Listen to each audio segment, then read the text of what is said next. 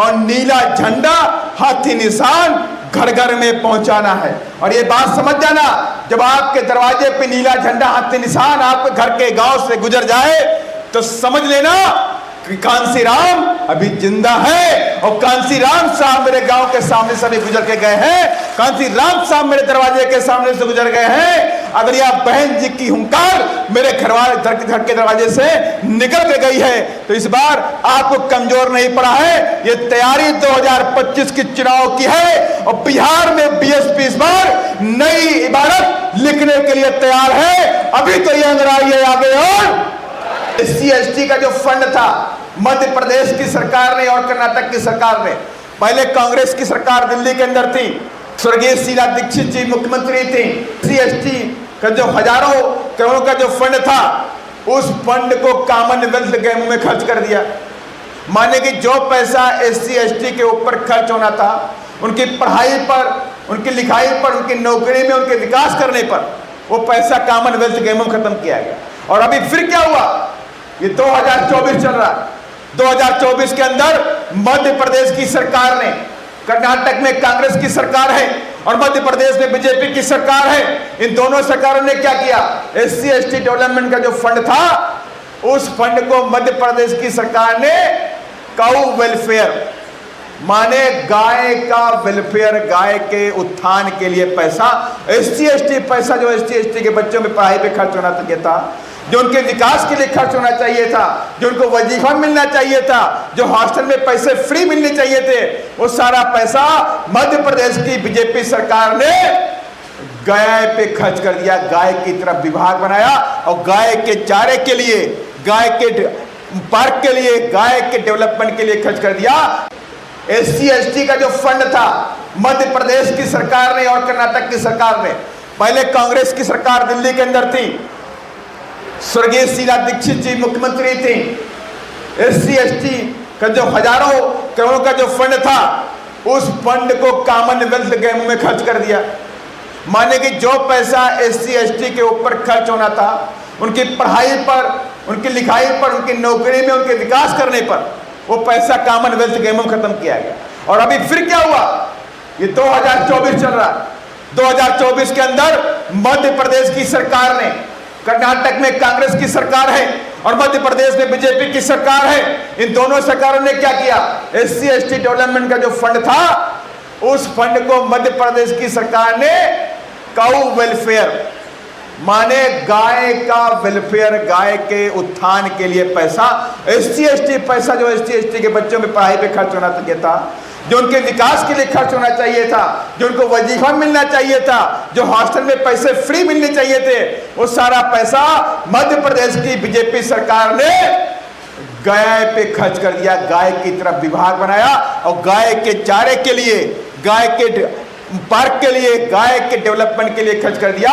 माने कि आपकी जो वैल्यू है गाय से भी नीची है। इतनी गंभीर बात समझ लीजिए, आपकी जो वैल्यू है वो जानवरों से भी नीची आज ये लोग मानते हैं। और इसीलिए आपका जो पैसा संवैधानिक पैसा था उस पैसे को गाय वेलफेयर में खर्च करने का काम किया। और कर्नाटक सरकार कौन है, कर्नाटक में कांग्रेस की सरकार है। मैं दोनों पार्टियों के बारे में बता रहा हूं। ये कर्नाटक की सरकार किसकी है, कांग्रेस की सरकार। और कांग्रेस ने भी क्या किया, SC/ST का जो फंड था उसको भी अलग अलग मदों में डेवलपमेंट में खर्च कर दिया, लेकिन SC/ST के डेवलपमेंट में नहीं खर्च किया। ये कौन पूछेगा भाई सवाल उधर। जब आप कमजोर हो जाएंगे, बहुजन समाज पार्टी कमजोर हो जाएगी तो कौन उनसे क्वेश्चन करेगा। मैं देख रहा हूं सत्र चल रहा है और सभी के सामने न्यूज आई होगी, सारी पार्टियों ने जाना भी है कि SC/ST का जो फंड है ट्रांसफर किया गया, बीजेपी ने किया, कांग्रेस ने किया, लेकिन किसी भी सांसद ने SC/ST के मामले को सरकार से क्वेश्चन नहीं किया। लेकिन मैं आपसे कहना चाहता हूं, मैं बहुजन समाज पार्टी का जाबाज सिपाही हूं और एक कार्यकर्ता हूं और माननीय बहन जी का सिपाही हूं और मैं उनसे क्वेश्चन करने का काम करूंगा। मंडे को मैं पूछूंगा किस आधार पे आपने पैसा ट्रांसफर कर दिया, आप कैसे प्रधान लेके क्यों नहीं आते, आप पैसा प्रधान फाइनेंस मिनिस्टर क्यों लेकर नहीं आते, कि SC/ST के विकास का जो पैसा है वो कोई कैसे ट्रांसफर कर सकता है। वो पैसा उन्हीं के विकास पे खर्च होना चाहिए, उनकी शिक्षा पे खर्च होना चाहिए, उनके स्कॉलरशिप पे खर्च होना चाहिए, उनके हायर एजुकेशन पे खर्च होना चाहिए, उनके लिए औद्योगिक वातावरण बनाना चाहिए, उसका पैसा उस पर खर्च होना चाहिए। लेकिन कोई आपसे पूछने वाला नहीं है। इसलिए मैं आप सबसे कहना चाहता हूं, अभी आपने खबर पढ़ी थी दिल्ली यूनिवर्सिटी में मनुस्मृति पढ़ाई जाएगी। पढ़ी कि नहीं पढ़ी आप लोगों ने सुनी? आदरणीय बहन जी ने सबसे पहले उस पर क्वेश्चन उठाया कि मनुस्मृति पढ़ाई जाएगी, देश में दोबारा खाई पैदा की जाएगी। इसका हम विरोध करते हैं। और बाबा साहब डॉक्टर अम्बेडकर ने सबसे पहले मनुस्मृति को जलाने का काम बाबा साहब ने किया था। और हम बाबा साहब के सिपाही हैं, हम छत्रपति साहू जी महाराज के सिपाही हैं, और हम महात्मा फुले और माता सावित्री बाई फुले के सिपाही हैं। हम इसको बर्दाश्त नहीं करेंगे, हम बर्दाश्त नहीं करेंगे। जो जिन लोगों ने, जिनकी वजह से मेरा ये बहुजन समाज हजारों साल इस देश में गुलाम बनकर रहा, और वो लोग दोबारा उस संविधान को लागू करेंगे, हम उसको बर्दाश्त नहीं करेंगे तो नहीं करेंगे। की हिम्मत नहीं होगी, और जिसने भी कर दिया उसको उसकी सही जगह पहुंचाने का भी काम करेंगे। दोबारा इसकी हिम्मत नहीं पड़ेगी। जिसने गलती से कर दिया उसको उसकी सही जगह पहुंचाने का भी काम करेंगे।